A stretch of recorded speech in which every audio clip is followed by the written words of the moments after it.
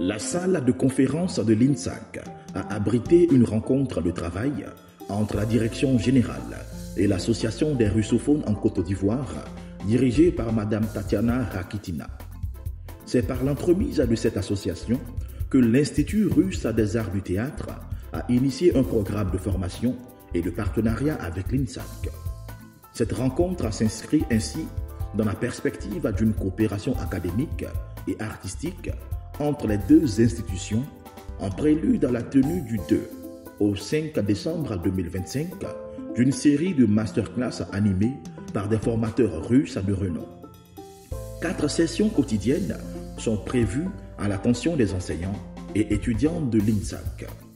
Madame Tatiana Rakitina, représentant la délégation russe, a souligné que cette rencontre visait à finaliser le calendrier des masterclass destinés à renforcer la formation des enseignants et étudiants.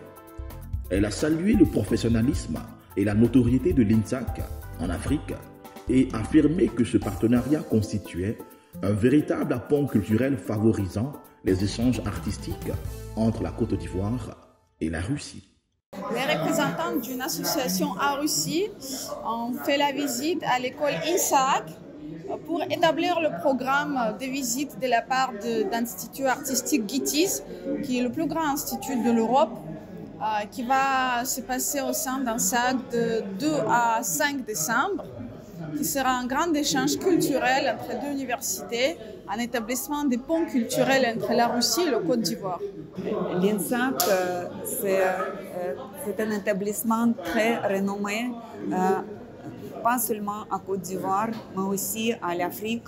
Et nous pensons que cet échange culturel entre deux grands établissements, il va donner des fruits et va donner beaucoup de possibilités pour les étudiants. Représentant le directeur général, le secrétaire général de l'INSAC, Dr Honoré Quadio, a salué cette initiative au bénéfice des enseignants et étudiants. Il a exprimé le souhait de voir concrétiser un accord de partenariat avec l'ambassade de la Fédération de Russie en Côte d'Ivoire à travers le GITIS afin de favoriser les échanges culturels et la mobilité académique entre les étudiants ivoiriens et russes. La rencontre a également enregistré la présence du Dr Vagba, directeur du Centre national des arts et de la culture, dont le centre bénéficiera du même programme de formation. Cette initiative portée par l'Association des russophones en Côte d'Ivoire marque une étape majeure dans le renforcement des liens culturels, éducatifs entre la Côte d'Ivoire et la Russie.